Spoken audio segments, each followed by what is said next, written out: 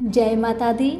मेरे सभी प्यारे दोस्तों, मैं लक्ष्मी शर्मा बड़ों को चरण स्पर्श, छोटों को प्यार और बराबर वालों को दिल से नमस्कार करती हूँ।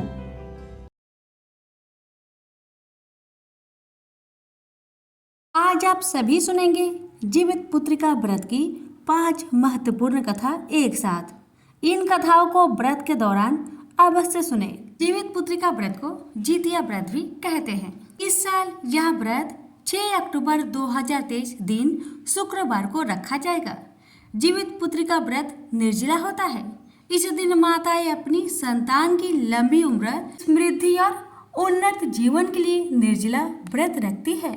इस साल अष्टमी तिथि की शुरुआत 6 अक्टूबर की सुबह 7:05 पर होगी। वही अष्टमी तिथि का समापन 7 अक्टूबर 2023 को सुबह 8:10 पर होगा। यह पर्व 3 दिनों का होता है, जो कि 5 अक्टूबर से 7 अक्टूबर तक चलेगा। इस बार 5 अक्टूबर को नहाए खाए और 6 अक्टूबर के दिन शुक्रवार को निर्जला व्रत रखा जाएगा। वहीं 7 अक्टूबर 2023 दिन शनिवार को व्रत का पारण किया जाएगा। व्रत का पारण नवमी की सुबह किया जाता है। जिउतिया व्रत का पारण 7 अक्टूबर के दिन शनिवार को 8:10 से लेकर दोपहर तक किया जा सकता है। पारण के बाद ही व्रत पूर्ण माना जाता है। अब आइए सुनिए जीवित पुत्रिका व्रत की 5 कथा एक साथ। कथा को पूरा जरूर सुनिएगा। भगवान आप सभी की मनोकामना को पूर्ण करेंगे। धार्मिक मान्यताओं के अनुसार जिउतिया व्रत का संबंध महाभारत काल से जुड़ा हुआ है। पौराणिक कथा के अनुसार जब युद्ध में अश्वत्थामा के पिता की मृत्यु हो गई तो वह बहुत क्रोधित हो गया। पिता की मृत्यु का बदला लेने के लिए वह पांडवों के शिविर गया और उसने वहां जाकर 5 निर्दोष लोगों की हत्या कर दी। उसे लगा कि वह 5 लोग पांडव थे, लेकिन उसकी इस गलत फहमी की वजह से पांडव जिंदा बच गए। जब पांडव अश्वत्थामा के सामने आए तो उसे पता चला कि उसने पांडव की जगह द्रोही के 5 पुत्रों की हत्या कर दी है। अर्जुन को जब इस बात का पता चला तो वह बहुत क्रोधित हुए और उन्होंने अश्वत्थामा को बंदी बनाकर उससे दिव्य मणि छीन ली। इस बात का बदला लेने के लिए अश्वत्थामा ने अभिमन्यु की पत्नी उत्तरा के गर्भ में पल रहे संतान को मारने की योजना बनाई। उसने गर्भ में पल रहे बच्चे को मारने के लिए ब्रह्मास्त्र चलाया, लेकिन उस बच्चे का जन्म लेना आवश्यक था। इसलिए भगवान श्री कृष्ण ने उत्तरा के मरे हुए संतान को गर्भ में फिर से जीवित कर दिया। उत्तरा का संतान गर्भ में मरकर जीवित हुआ था, इसलिए इस व्रत का नाम जीवित पुत्रिका पड़ा। तभी से सभी माताएं अपनी संतान की लंबी आयु के लिए इस व्रत को पूरी श्रद्धा से करने लगी। तभी से यह व्रत संसार में विख्यात हुआ। तो प्रेम से बोलिए जीवित भगवान की जय। आप सुनेंगे दूसरी कथा। दूसरी कथा शुरू करने से पहले मैं आप सभी को बताना चाहती हूँ कि अगर आप जितिया का व्रत करते हैं तो जितिया व्रत की कथा श्रवण करने के लिए हमारे चैनल को सब्सक्राइब जरूर करें, क्योंकि जितिया व्रत के कुछ दिन पहले से ही हमारे चैनल पर नई नई कथा अपलोड की जाएगी। और साथ में मेरे प्यारे दोस्तों, मैं अपने डिस्क्रिप्शन बॉक्स में 2 चैनल का लिंक दे रही हूँ। उन चैनल को भी सब्सक्राइब कर लीजिएगा, क्योंकि उन चैनल में भी जितिया व्रत की नई नई कथा अपलोड की जाएगी। तो आइए आप सुनेंगे दूसरी कथा। कथा नर्मदा नदी के तट के पास एक कंचनवटी नाम का नगर था, जो कि बहुत प्रसिद्ध नगर था। उस कंचनवटी नाम के नगर का राजा मलाई केतु था, जो उस नगर पर अपना राज चलाता था। नदी के पश्चिम दिशा की ओर एक मरुभूमि थी, जिस मरुभूमि को बालूहटा नाम से सभी लोग जानते थे। वहां पर एक बहुत विशाल, बहुत बड़ा घना पेड़ था और उस पेड़ पर एक चील रहती थी, जहां पर वह अपना रैन बसेरा करती थी। पेड़ के नीचे एक गुफा थी, जिसमें एक सियारिन रहती थी। सियारिन और चील में बहुत गहरी मित्रता थी, बहुत गहरी दोस्ती थी। एक बार दोनों ने मिलकर यह निर्णय लिया कि हम दोनों एक अच्छे दोस्त हैं और हम दोनों को एक साथ मिलकर जितिया व्रत करना चाहिए। दोनों ने यह संकल्प लिया और व्रत किया था। दोनों ने जीवित वाहन की पूजा सच्चे मन से की और निर्जला व्रत रखा। जिस दिन सियारिन और चील ने व्रत रखा था उस दिन उस नगर के एक बहुत बड़े व्यापारी की मृत्यु हो गई थी। उस व्यापारी का देह संस्कार उसी मरुस्थल भूमि पर किया गया था जहाँ पर चील और सियारिन रहते थे। जब धीरे धीरे समय गुजरता जा रहा था, रात पास में आती जा रही थी। जैसे जैसे रात्रि का समय पास में आ रहा था, उस सियारिन को बहुत भूख लग रही थी।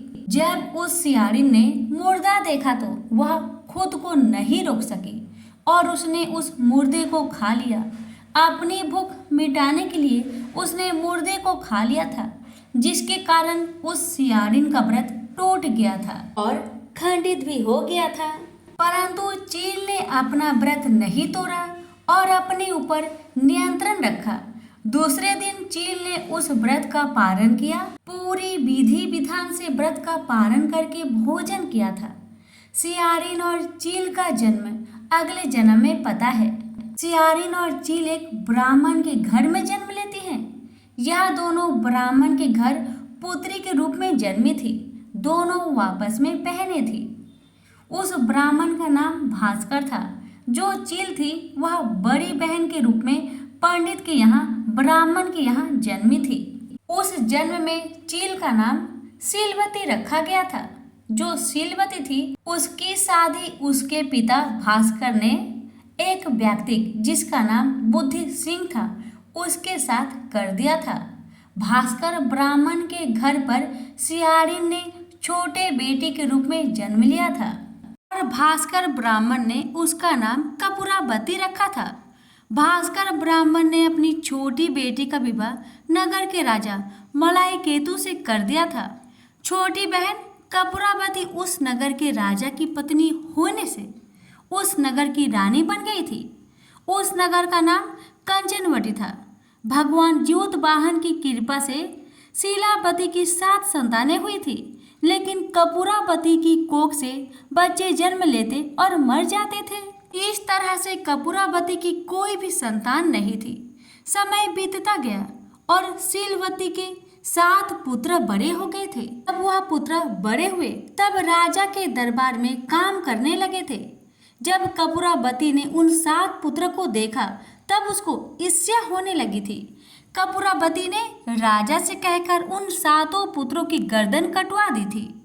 उसने नए बर्तनों में कटे सिर रखवाकर लाल कपड़ों से ढककर शीलावती के पास भिजवा दिया था। ये सब देखकर जीवित भगवान ने मिट्टी के 7 भाइयों के सिर बनाकर और उनके धड़ से सिर को जोड़कर उन पर अमृत छिड़क दिए थे। अमृत छिड़कने के बाद उन सभी में जान आ गई थी। 7 के 7 पुत्र जीवित हो गए थे और अपने घर वापस चले गए थे। जो सर रानी के कटे थे वे सभी सिर फल एवं फूल बन गए थे। रानी कपूरावती बुद्धि सेन के घर से बच्चों की मौत की खबर सुनने के लिए व्याकुल थी। जब बहुत समय बीत गया और कपूरावती के पास उन 7 भाइयों की मौत की खबर नहीं आई, तब कपूरावती स्वयं अपनी बड़ी बहन के घर को चली गई। जब कपूरावती अपनी बड़ी बहन के यहाँ पहुंची तो उसने सभी भाइयों को जिंदा देखा तो उसे बड़ा आश्चर्य हुआ। कपूरावती उन सभी भाइयों को जिंदा देखकर बेहोश हो गई थी। जब कपूरावती को होश आया तब उसने अपनी बड़ी बहन को सारी बात बता दी और पछताने लगी। कपूरावती अपनी बड़ी बहन से गलती की क्षमा मांगने लगी थी। भगवान जीवित भगवान की कृपा से शीलावती को अपने पूर्व जन्म की कहानी याद आ गई थी और बड़ी बहन कपूरावती को उस पेड़ के पास ले गई और उस पेड़ की कहानी बता दी थी। जैसे ही कपूरावती ने अपनी कहानी सुनी वह बेहोश हो गई और उसका देहांत हो गया था। जब राजा को इस बात की खबर मिली तो राजा ने अपनी पत्नी कपूरावती का दाह संस्कार उसी पेड़ के नीचे करवा दिया था। हे जीउत भगवान, जैसे आपने शीलावती के सातों बच्चे की रक्षा की, वैसे ही कहानी कहते कहानी सुनते हुक्कारे भरने वाले पर, सभी के परिवार पर, सभी के बच्चे की रक्षा करना। तो प्रेम से बोलिए जीउत भगवान की जय। प्राचीन समय में जीउत वाहन नाम के बड़े दयालु और धर्मात्मा राजा थे। एक दिन वे पर्वत पर घूमने के लिए गए। उसी पर्वत पर मलयवती नाम की एक राजकन्या देव पूजा के लिए आई हुई थी। दोनों ने एक दूसरे को देखा और दोनों के हृदय में प्रीति उत्पन्न हो गई। राजकुमारी के पिता और भाई भी उसका विवाह उसी राजा के साथ करना चाहते थे। राजकुमारी का भाई भी उस समय उस पर्वत पर आया हुआ था। उसने उन दोनों का परस्पर दर्शन देख लिया। राजकुमारी अपने भाई के साथ चली गई। जिमुत वाहन पर्वत पर भ्रमण कर रहे थे। अचानक उन्होंने किसी के रोने की आवाज सुनी। वे उसी आवाज की ओर चल पड़े। थोड़ी दूर आगे बढ़ने पर उन्हें मालूम हुआ कि शंखचूड़ सांप की माता रो रही है। पूछने पर पता चला कि उसके एक ही पुत्र हैं, वह भी आज गरुड़ के भोजन के लिए जा रहा है। जिमुत वाहन के मन में दया आ गई। वे स्वयं उस स्थान पर जाकर लेट गए जो गरुड़ के भोजन के लिए नियत था। गरुड़ ने अपने समय पर आकर जिमुत वाहन पर चोट से वार किया, किंतु वे शांत भाव से चुपचाप पड़े रहे। गरुड़ को बहुत आश्चर्य हुआ और वह सोचने लगा कि आज यह कौन पड़ा है।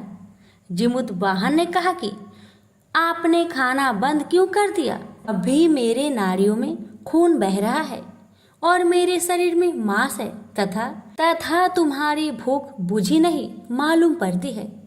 राजा जिमुत वाहन को पहचान कर गरुड़ को बहुत पश्चाताप हुआ। वह सोचने लगे कि एक यह है जो दूसरे के लिए अपने प्राण दे रहा है और एक मैं जो अपनी भूख मिटाने के लिए प्रतिदिन दूसरों के प्राण लेता हूँ। इसी प्रकार अनुताप करते हुए गरुड़ ने अपना कालांकित रूप दिखाकर और अपने पापों का प्रायश्चित करते हुए उन्होंने राजा से वर मांगने को कहा। राजा ने कहा कि यदि आप प्रसन्न हैं तो आज तक आपने जितने सांप मारे हैं उन सबको जीवित कर दीजिए और आज से सांपों को न मारने की प्रतिज्ञा कीजिए। गरुड़ ने वैसा ही किया। उसी समय राजकुमारी के पिता और भाई जिमुत वाहन को ढूंढते हुए वहां पहुंच गए। वे उसे पाकर बहुत प्रसन्न हुए और उन्होंने राजकन्या का विवाह जिमुत वाहन के साथ कर दिया। उस दिन आश्विन मास के कृष्णा पक्ष की अष्टमी थी। तभी से यह व्रत प्रचलित है। इनसे बोलिए जिमुत वाहन की जय। बहुत समय पहले की बात है। एक गांव में एक माता पिता और उनकी एक छोटी सी कन्या एक साथ रहा करते थे। कन्या का नाम था लाली। कन्या भी 5 वर्ष की थी। बहुत मुश्किल से उन तीनों का गुजारा चल रहा था क्योंकि पिता की आमदनी बहुत कम थी। उस आमदनी से जितना भी धन आता उससे तीनों जन का पेट भर जाता था और उससे ज़्यादा कुछ बचता नहीं था। रोज कमाओ रोज खाओ, ऐसा परिवार था। इसी तरह दिन बीतने लगे। एक दिन की बात है, लाली की माँ कहीं जा रही थी। तभी उन्होंने रास्ते में देखा एक छोटे से पोखरे के पास बैठकर बहुत से महिलाएं पूजा कर रही थी। तो लाली की माँ ने सोचा, ये सब महिलाएं इस पोखरे के पास बैठकर क्या कर रही है, जरा मैं जाऊं उनसे पूछ कर देखो। तभी लाली ने जाकर सभी बहनों से पूछा, बहन तुम लोग क्या कर रही हो? तभी बहनों ने बताया कि हम जितिया का व्रत रखे हैं और हम वही जिउत भगवान का पूजन कर रहे हैं। तब लाली की माता ने कहा, इस व्रत से क्या होता है? तभी बहनों ने बताया, इस व्रत को करने से जिसका पुत्र नहीं है उसे पुत्र मिले और जिसके पुत्र है उसकी आयु बढ़े। इस व्रत को अपने संतान की रक्षा के लिए किया जाता है। तुम भी जितिया का व्रत करो। जिउत भगवान की कृपा से क्या पता तुम्हें भी पुत्र की प्राप्ति हो जाए। इतना बातें होने के बाद लाली की माँ वहीं से अपने घर को चली आई और उसने मन में सोचा, क्यों ना मैं भी जीवित पुत्री का व्रत करूं। बस अब लाली की माँ भी अगले साल का इंतजार करने लगी कि कब जीवित पुत्री का व्रत आए और मैं भी जितिया का व्रत करूं। बस इसी इंतजार में दिन बीतने लगा और अब तो जितिया का व्रत भी नजदीक आ गया था। तो लाली की माँ ने सोचा, क्यों ना मैं उन बहनों के पास जाकर जितिया व्रत की सभी जानकारी प्राप्त करके मैं भी इस साल से जितिया का व्रत करूंगी। बस यही विचार करके लाली की माता ने उन बहनों के पास जाकर सभी जानकारी प्राप्त की और इस साल से जितिया का व्रत करना शुरू कर दिया। पूरे विधि विधान से नियम अनुसार लाली की माता ने जितिया का व्रत किया और जीवित भगवान की कृपा से लाली की माता का गर्भ ठहरा और एक पुत्र की प्राप्ति हुई। तो घर के सभी लोग बहुत खुश हुए और लाली की माँ ने मन में ठान लिया, मैं तो हर साल अब जितिया का व्रत जरूर करूंगी, अपने बच्चे की सलामती के लिए जरूर करूंगी। अब इसी तरह से दिन बीतने लगा। एक दिन अचानक लाली का पिता का तबीयत खराब हो गया और उनका मृत्यु हो जाता है। अब तो लाली की माता के ऊपर दुखों का पहाड़ टूट पड़ा। लाली की माँ बहुत दुखी हुई और बहुत परेशान भी हुई, सोचकर कि दोनों बच्चे की पालन पोषण वो कैसे करेगी। बहुत सोच विचार के बाद लाली की माता ने फैसला किया, क्यों ना मैं लोगों के घर जा जाकर काम करूं। काम करने से तो लोग मुझे 2 पैसे देंगे, उसी से मेरे दोनों बच्चों का गुजर बसर हो जाएगा। इतना सोचकर लाली की माता ने लाली से कहा, देखो लाली, तुम्हारा भाई अभी 5 साल का है, इसका ध्यान रखना। तुम दोनों घर के बाहर मत जाना। मैं थोड़ा पास के गांव में जा रही हूँ काम ढूंढने के लिए। अगर मुझे काम मिल गया तो तुम दोनों को अच्छा अच्छा भोजन लाकर खिलाऊंगी, इसलिए तुम लोग बाहर कहीं मत जाना, अच्छे से घर में रहना। माता ने दोनों बच्चों को समझाकर पास के गांव में चली गई और गांव के लोगों से कहने लगी, बहन मुझे कुछ काम मिलेगा। लेकिन बहनों ने कहा, नहीं नहीं, हमारा घर का काम हम खुद कर लेते हैं, तुम्हारे लिए हमारे पास कोई काम नहीं है। पूरे गांव में लाली की माता ने खोजा लेकिन किसी ने भी उसे काम नहीं दिया। बड़े उदास मन से जब लाली की माँ वापस आ रही थी तभी उसे एक सेठ का घर मिला। उस घर के बाहर सेठानी बैठी थी। तभी लाली की माँ ने सोचा, एक बार सेठानी जी से बोलकर देखो, क्या पता सेठानी जी मुझे काम पर रख ले। बड़ी उम्मीद लेकर लाली की माता ने सेठानी के पास गई और बोली, मालकिन क्या मुझे कोई काम मिलेगा? मेरे दोनों बच्चे बहुत भूखे हैं, मेरा इस दुनिया में कोई नहीं है सिवा दोनों बच्चे के। आप कृपा करके मुझे कोई काम दे दीजिए ताकि उन दोनों का मैं पालन पोषण कर सकूं और अपना पेट भर सकूं।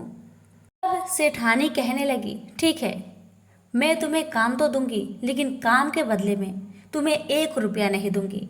काम के बदले में जो मेरे घर में भोजन बच जाएंगे वही मैं तुमको दे दिया करूंगी, लेकिन पैसा नहीं दूंगी। अगर काम करना है तो करो, नहीं तो यहाँ से चलती बनो। तब लाली की माता कहने लगी, नहीं मालकिन नहीं, मैं करूंगी, आप जो देंगी मैं उतना में खुश हूँ। मैं आपके घर के सारे कामकाज कर दिया करूंगी। इतना बातें होने के बाद लाली की माता अपने घर को आ गई और कल से अपना काम शुरू कर दी। लाली की माँ सेठानी के घर जाती और उनके घर के सारा कामकाज कर दिया करती, साथ में भोजन भी पका दिया करती थी। और जो भोजन बच जाया करता था उस भोजन को सेठानी लाली की माता को दे दिया करती और लाली की माता उसे बड़े प्यार से खुशी मन से लाकर अपने दोनों बच्चों को खिलाती और जो बचता स्वयं खाया करती थी। इसी तरह से लाली की माता अपने दोनों बच्चों का पालन पोषण करने लगी। इसी तरह दिन बीतने लगा, बच्चे बड़े होने लगे। लाली बड़ी हो गई थी और लाली बहुत सुंदर लगती थी देखने में। एक दिन क्या हुआ कि एक मुखिया का बेटा उसी गांव में आया। लाली तभी घर के बाहर बैठी थी। लाली की माता बाहर काम पे गई हुई थी।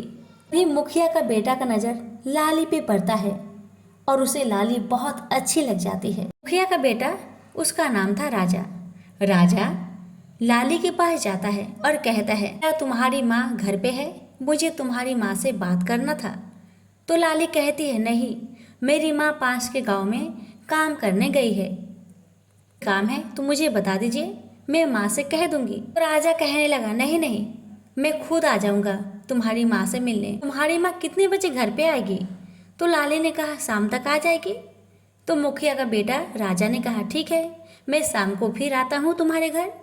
अब तो राजा वहां से अपने घर को चला गया। जैसे ही शाम हुआ, फिर से वापस लौटकर लाली के घर को आया। लाली के घर के अंदर आकर लाली की माँ से बातें करने लगा और लाली की माँ से अकेले में कहने लगा, माता जी, मुझे आपकी बेटी बहुत पसंद है, मैं इससे विवाह करना चाहता हूँ और मैं मुखिया का बेटा हूँ, मेरा नाम है राजा। मुझे दहेज में कुछ भी नहीं चाहिए, बस मुझे आपकी बेटी बहुत अच्छी लग गई। मैं इससे शादी करना चाहता हूँ और इसे बहुत खुश रखूंगा। राजा की बात सुनकर माँ का तो खुशी का ठिकाना नहीं था। माता ने कहा, बेटा नहीं, मुझे कोई दिक्कत नहीं, मुझे आप जैसा दामाद पाके बहुत गर्व महसूस होगा। बस माता ने हाँ कर दी। तब राजा ने लाली को मंदिर में ले जाकर शादी करके अपने घर को लेकर गया। लाली अपने ससुराल में बहुत ही सुखी रहती थी। लाली के ससुराल में नौकर चाकर सभी थे, बस सास ससुर नहीं थे। राजा अकेले ही रहता था। लाली तो रानी बनकर ऐसो आराम से रहती थी। इसी तरह लाली का जीवन बहुत ही सुख से बीतने लगा। लाली शादी के बाद बहुत बदल गई थी। उसके मन में पाप भर गया था। शादी के 10 साल बाद भी लाली कभी अपने माँ से और भाई से मिलने की इच्छा प्रकट नहीं की। लेकिन राजा ने बहुत बार कहा, जाकर अपने माँ से मिलकर आओ, अपने भाई से मिलकर आओ, लेकिन लाली कभी मिलने नहीं आती, क्योंकि उसे तो अमीरी का घमंड हो गया था। उसे तो पता है उसके माँ और भाई बहुत गरीब है, उन्हें तो भोजन भी ठीक से नसीब नहीं होता। जो पड़ोस में मिलता वही खाकर दिन गुजारा करते थे।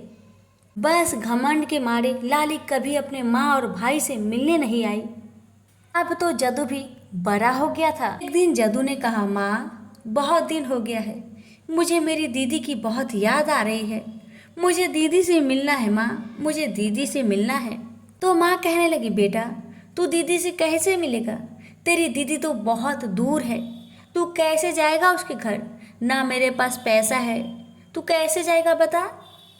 तो जदू कहने लगा, माँ, मैं जंगल के रास्ते से दीदी का घर चला जाऊंगा, लोगों से पूछ पूछ कर चला जाऊंगा माँ, तू खाली मुझे पता बता देना। तो माँ कहने लगी, बेटा, तू तो जाएगा तो मैं तुम्हें खाने के लिए क्या दूंगी बेटा, बताओ? इधर जितिया का व्रत भी आ रहा है, मैं क्या करूँ बेटा? तो बेटा जदू कहने लगा, माँ, तुम एक काम करो, पड़ोस के घर में काम करने जाओगी ना, तो सेठानी जी से कह देना कि मुझे भोजन की जगह में थोड़ा सा चावल और आटा दे दो। तो जो चावल और आटा देगी सेठानी, उसी से तुम जीव भगवान को भोजन बनाकर दे देना और मेरे लिए भी थोड़ा सा रोटी बनाकर दे देना मुझे, मैं वही लेकर चला जाऊंगा। अगला दिन क्या हुआ? अगला दिन नहाए खाए का दिन था। लाली की माता अपने घर की काम धाम करके सेठानी के घर गई काम करने। काम करने के बाद सेठानी से कहने लगी, सेठानी जी, कल जितिया का व्रत है, मुझे थोड़ा सा आटा दे दीजिए और थोड़ा चावल दे दीजिए, ताकि मैं जीव भगवान को भोजन दे सकूं। और मेरा बेटा भी अपनी बहन के घर जा रहा है मिलने, तो उसे रास्ते में खाने के लिए कुछ पकाकर मैं दे दूंगी। सेठानी कहने लगी, नहीं, बचा हुआ भोजन लेना है तो लो, वरना मेरे पास कुछ नहीं है। उधर देखो आटा का चोकर है, वो चाहिए तो उसे ले जाओ, वरना मेरे पास तुम्हें देने के लिए आज तो कुछ भी नहीं है। मैंने तुम्हें पहले ही कहा था, मैं तुम्हें बचा हुआ भोजन ही दूंगी, इसके अलावा कुछ नहीं दूंगी। तो लाली की माता ने कहा, नहीं सेठानी जी, कोई बात नहीं, मैं चोकर लेकर चली जाऊंगी, उसी से रोटी बनाकर जीव भगवान को दे दूंगी और अपने बेटे को भी दे दूंगी। आपका बहुत बहुत धन्यवाद सेठानी जी। कामकाज करने के बाद लाली की माता ने आटा का चोकर लेकर अपने घर को गई और उस चोकर से 2 रोटी बनाई। आधा जीव भगवान के लिए रख दिया, आधा अपने बेटे को खिला दिया और एक चोकर का रोटी अपने बेटे को देने के लिए झोले में डालकर रख दी। अब जैसे ही सुबह होता है, 3 बजे भोर में जाकर माता आधा चोकर का रोटी जीव भगवान को देके अपने कमरे में चली आती है और फिर सो जाती है। और जैसे ही सुबह होता है, वह एक रोटी जो बचा रहता है उसे अपने बेटे को दे देती है और साथ में 1 बोतल पानी भी, और अपने बेटे से कहती है, बेटा तुम ध्यान से जाना, अच्छे से जाना, और जब जब तुम्हें भूख लगे, मैंने झोले में एक चोकर का रोटी रखा है और एक बोतल पानी, उसको ही खाकर पानी पी लेना। जदू ने कहा, ठीक है माँ, आप चिंता क्यों करती है माँ, आप चिंता क्यों करती है? आप अपना व्रत को अच्छे से कीजिए, मैं अच्छा से चला जाऊंगा। आपने व्रत तो मेरे ही रक्षा के लिए किया है, तो मुझे भला क्या हो सकता है? ज्योत भगवान सब कुछ अच्छे से कर देंगे। मैं अच्छा से दीदी के घर पहुंच जाऊंगा माँ, आप अपना व्रत अच्छा से कीजिए। इतना कहकर जदू अपने माँ का चरण छूकर वहाँ से निकल पड़ता है और घर पे माँ ने जितिया व्रत रखा है। जदू जंगल के रास्ते से जा रहा था। कहीं कोई दिख जाए तो उसे रास्ता पूछ ले रहा था, आगे बढ़ते जा रहा था। जंगल झाड़ से जाने के कारण जदू का कपड़ा जहाँ था फट चुका था। रास्ते में जदू को बहुत जोर से भूख लगा था, तो जदू ने सोचा, मैं तो अपनी दीदी का घर जा रहा हूँ, दीदी तो मुझे अच्छी भोजन बनाकर खिलाएगी, तो मैं इस चोकर का रोटी को इसी जंगल के झाड़ी में रख देता हूँ। जब मैं दीदी के घर से वापस आऊँगा तब इस रोटी को खा लिया करूँगा या फिर अपने साथ लेकर चला आऊँगा। इतना सोचकर जदू ने जंगल की झाड़ी में चोकर की रोटी को रखकर आगे बढ़ गया। आखिरकार जदू अपनी बहन के घर पहुँच ही गया। उस समय जदू की बहन लाली घर के छत पे बैठी हुई थी। उसने दूर से ही देखकर पहचान गया, ये तो लगता है जदू है। ऐसे ही उसे पता लगता है कि ये जदू है, वैसे ही छत से जल्दी से दौड़ कर आती है और जदू को कहते, ये जदू, तुम यहाँ पर क्यों आ गया है ऐसी हालत में? अगर तुम्हारे जीजा जी तुम्हें देख लेंगे तो तुम्हारे हाथ पाँव को काट कर जंगल में फेंक देंगे। उन्हें भिखारी बिल्कुल भी पसंद नहीं है। देख नहीं रहे कितने राजा महाराजा जैसा घर है हमारा? तुम जाओ यहाँ से, जल्दी भागो यहाँ से। जदू कहने लगा, दीदी मैं बहुत थक गया हूँ, थोड़ा तो आराम करने दो, मुझे बहुत जोर से भूख भी लगा है दीदी, थोड़ा सा भोजन भी तो दे दो। ठीक है, जाओ, घर के पीछे जो जंगल है ना, वहीं पे छुप के बैठ जाओ ताकि तुम्हारा जीजा तुम्हें देखे नहीं। जदू बेचारा डर के मारे घर के पीछे जंगल में जाके छुप जाता है, वहीं पे बैठा रहता है। दीदी का मन में यानी कि लाली का मन में तो पाप था, क्योंकि लाली का पति राजा बहुत अच्छे इंसान थे। और लाली के पति अगर जान जाते कि जदू इतना दुख में है, इतना कष्ट में है, तो अपना धन में से ढेर सारा धन उन्हें दे देते। यही तो लाली नहीं चाहती थी। बस इसी कारण से जदू को झूठ पे झूठ कहते जा रही थी। अब तो बेचारा जदू भूख से तड़प रहा था, घर के कोने में पड़ा हुआ था। अब जैसे ही रात होता है तो लाली तरह तरह का भोजन बनाती है। भाई उसी घर के कोने से चुप चुप कर देख रहा था। उसके पेट में तो चूहे दौड़ रहे थे। बेचारा भूख से तड़प रहा था, उसकी आंखों से पानी गिर रहा था। लेकिन लाली भी घमंड से चूर थी। उसे अपना भाई का दुख से कोई भी मतलब ही नहीं था। उसके मन में तो ये था, कब जदुआ यहाँ से जाए, नहीं तो मेरे पति दानी हैं, सब कुछ दान कर देंगे उसे। लाली ने अपने भाई के साथ क्या किया? लाली ने ये किया, जो लाली ने चावल पकाया था उसका मार निकालकर पास में ही रखी हुई थी। जब उस मार में मक्खी गिर जाता है तो क्या करती है, वही मक्खी भरा मार ले जाकर जदुआ का सामने रख देती है। मार बहुत गर्म था, उसमें ढेर सारे मक्खी गिरे हुए थे। तो लाली कहती है, देखो जदू, इसे पी लेना तुम। जदू कहता है, दीदी ये मार तो बहुत गर्म है, मार के अंदर ढेर सारे मक्खी भी गिरे हैं दीदी। तब लाली गुस्से में कहती है, मरल माछी बीन के मार बिहान पी है जदुआ। भाई ने कहा मार गर्म है, इसलिए बहन ने कहा मार गर्म है ना, तुम्हें अभी पीने के लिए कोई दिया नहीं है, तुम इसे सुबह में पीना, जब ठंडा हो जाएगा ना मक्खी को फेंक देना और इसे पी लेना, फिर यहाँ से चले जाना, नहीं तो तुम्हारे जीजा जी आके तुम्हें 2 टुकड़ा करके फेंक देंगे। अब लाली क्या करती है, 2 बड़े बड़े थाली में भोजन निकालती है, एक अपने लिए और एक अपने पति के लिए, और दोनों जन बैठकर बड़े प्यार से खाते हैं। जदू घर के कोने में बैठकर टुकुर टुकुर उन दोनों का खाना निहारता है और उन दोनों को निहारता है और मन में सोचता है, मेरी दीदी को क्या हो गया, मेरा दुख से मेरा दीदी को कोई तकलीफ ही नहीं है, दीदी ऐसे कैसे कर सकती है, मुझे ये गंदा वाला मार दी है पीने के लिए और उसमें ढेर सारे मक्खी गिरे, कैसे मेरी दीदी मुझे दे सकती है। ये सोच सोच कर जदू रोए जा रहा था, भूख से तड़प रहा था। और माँ जीवत भगवान से जदू के सलामती के लिए प्रार्थना कर रही थी। अब हुआ ये कि बहन और बहनोई भोजन करके तो चले सोने के लिए। बेचारा जदू घर के कोने में बैठकर रो रहा था। जैसे ही 5 बजने वाली थी वैसे ही बहन जल्दी से आई, क्योंकि बहन को पता था कि 5 बजे उनके पतिदेव यानी कि राजा मैदान जाते हैं। अगर उस वक्त भी जदू को उन्होंने देख लिया तो बहुत मुश्किल हो जाएगी। इसीलिए बहन 5 बजने से ही पहले जल्दी जदू के पास आती है और कहती है, जदू जल्दी भाग, तुम्हारे जीजा अभी उठने वाले हैं, मैदान जाने वाले हैं, तुम्हें देख लेंगे, तब तो तुम गया, तुम्हें कोई नहीं बचा सकता उनके हाथों से, जल्दी भागो। जदू बेचारा डर के मारे कांपते कांपते लड़खड़ाते जंगल के रास्ते से जाने लगा, जिस रास्ते से जदू आया था। अब जंगल में पहुंचकर वह झाड़ी वाले चोकर की रोटी को ढूंढ रहा है, क्योंकि भूख से तड़प रहा था। दीदी ने कुछ तो खिलाया नहीं, बेचारा उसी रोटी को ढूंढ रहा था। ढूंढते ढूंढते अचानक उसे वह रोटी मिल गई। लेकिन ये क्या, रोटी तो बहुत चमक रहा था। जदू ने देखा तो बहुत चौंक गया, ये रोटी अचानक इतना चमक क्यों रहा है और टूट भी नहीं रहा मेरे दांतों से। तो उसने चमकती हुई रोटी को अपने झोले में डाल लिया। जैसे ही झोला में डाला, आगे उसने देखा बहुत सारे सेव गिरे हैं पेड़ के नीचे। तो जदू को लगा था भूख, जल्दी से पेट भर के सेव खाया और 2-4 सेव उठाकर अपने झोले में रख लिया, जिसमें चोकर वाले सोने की रोटी रखा था। उसी में उसने 2-4 सेव रख लिए और अपने घर को चला गया। जब वह घर पहुंचा तो उसकी माँ नहा धोकर अभी पूजा कर रही थी। अभी उसकी माँ ने पारण भी नहीं किया था। बेटे को देखकर माँ ने पूछा, बेटा चला आया अपनी दीदी घर से? जदू कहने लगा, हाँ माँ, दीदी घर से चला आया। दीदी मेरा बहुत आदर की, अच्छे अच्छे भोजन बनाकर खिलाई। बहुत अच्छी है मेरी दीदी और बहुत अच्छे हैं मेरे जीजा। इतना कहकर जदू ने अपनी चोकर वाली रोटी की सारी कहानी अपनी माँ से कहने लगा। तो माँ ने कहा, दिखाओ बेटा, तुम्हारी चोकर वाली रोटी क्यों नहीं टूटा तुम्हारे दांतों से, दिखाओ मुझे। जैसे ही माँ ने देखा, माँ की आंखें फटी की फटी रह गई। माँ तो पहचान गई, ये तो सोना है।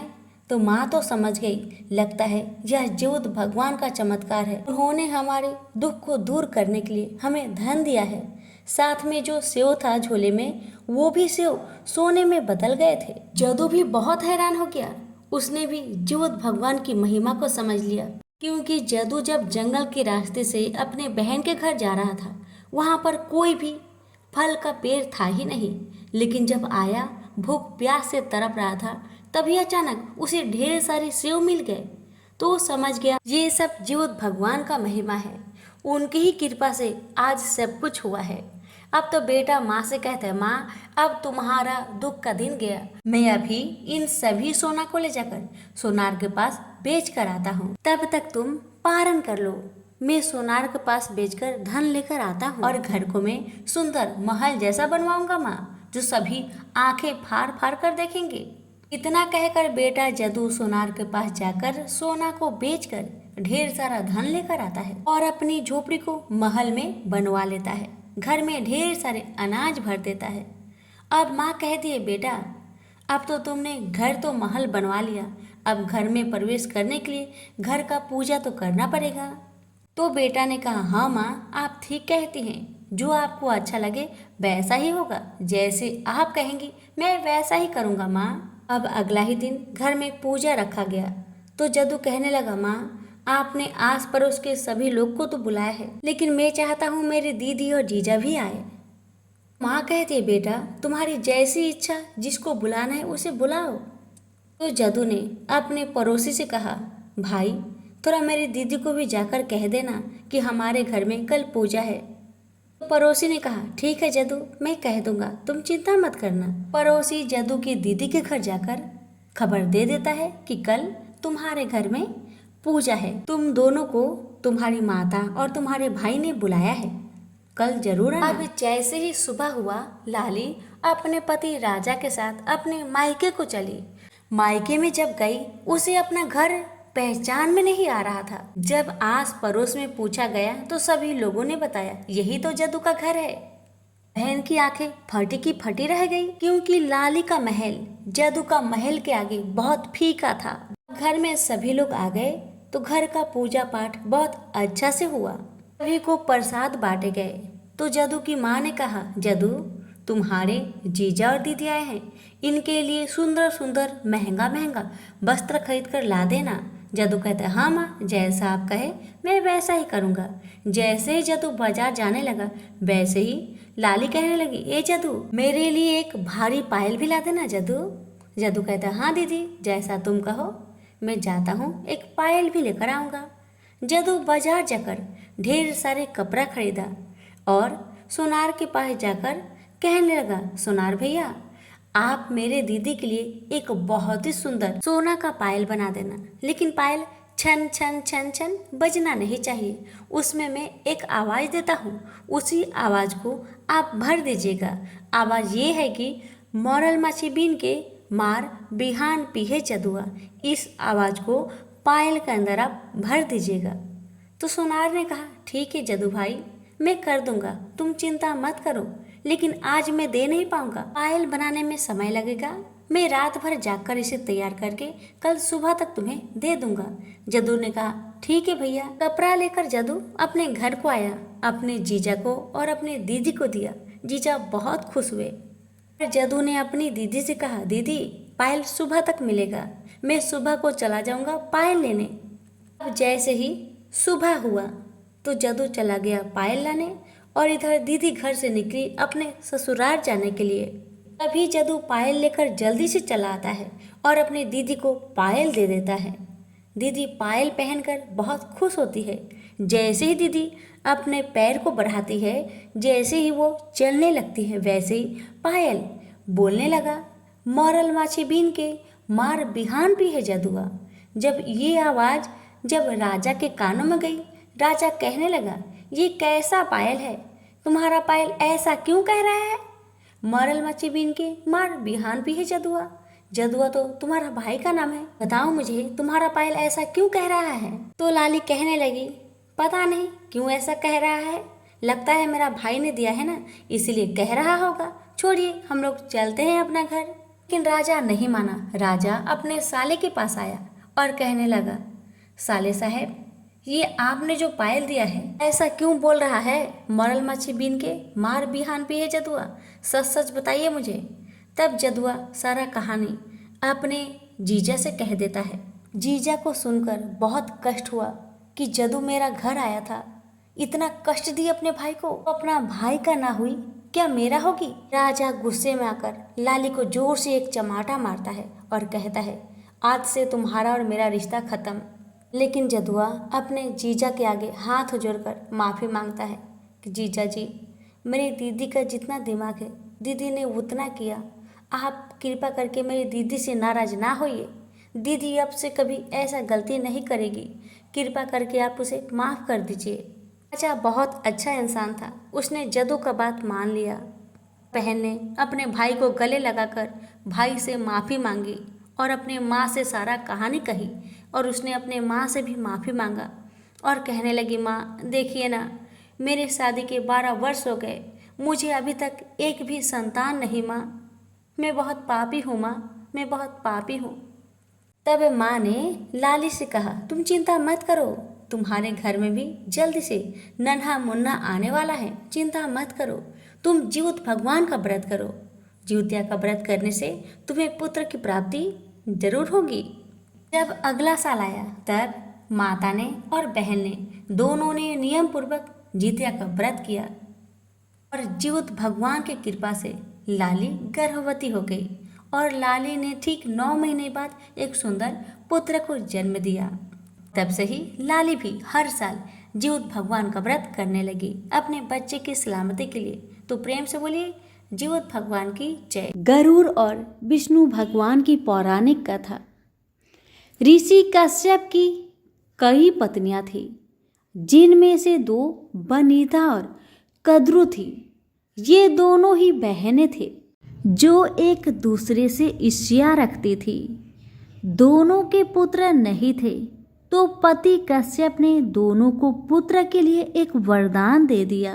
वनिता ने 2 बलशाली पुत्र मांगे, जबकि कद्रु ने 1000 सर्प पुत्र रूप में मांगे। जो कि अंडे के रूप में जन्म लेने वाले थे। सर्प होने के कारण कद्रू के 1000 बेटे अंडे से उत्पन्न हुए और अपनी माँ के कहे अनुसार काम करने लगे। दोनों बहनों में शर्त लग गई थी कि जिसके पुत्र बलशाली होंगे, हारने वाले को उसकी दास्ता स्वीकार करनी होगी। इधर सर्प ने जो जन्म लिया था, लेकिन वनिता के अंडों से अभी कोई पुत्र नहीं निकला था। इसी जल्दबाजी में वनिता ने एक अंडे को पकने से पहले ही फोड़ दिया। अंडे से अर्ध विकसित बच्चा निकला, जिसका ऊपर का शरीर तो इंसानों जैसा था, लेकिन नीचे का शरीर अर्ध पक्के था। इसका नाम अरुण था। अरुण ने अपनी माँ से कहा कि पिता के कहने के बाद भी अपने धैर्य खो दिया और मेरे शरीर का विस्तार नहीं होने दिया, इसलिए मैं आपको श्राप देता हूँ कि आपको अपना जीवन एक सेवक के तौर पर बिताना होगा। अगर दूसरे अंडे में से निकला उनका पुत्र उन्हें इस श्राप से मुक्त ना करवा सके तो वह आजीवन दासी बनकर रहेगी।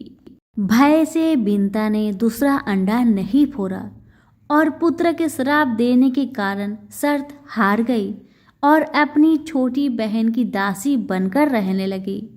बहुत लंबे काल के बाद दूसरा अंडा फूटा और उसमें से विशालकाय गरुड़ निकला, जिसका मुख पंछी की तरह और बाकी शरीर इंसानों की तरह था। हालांकि उनकी पसलियों से जुड़े उनके विशालकाय पंख भी थे। जब गरुड़ को यह पता चला कि उनकी माता तो उनकी ही बहन की दासी है और क्यों है यह भी पता चला, तो उन्होंने अपनी मौसी और सर्पों से इस दास्ताओं से मुक्ति के लिए उन्होंने शर्त पूछी। सर्पों ने बिंता की दास्ता की मुक्ति के लिए अमृत मंथन से निकला अमृत मांगा।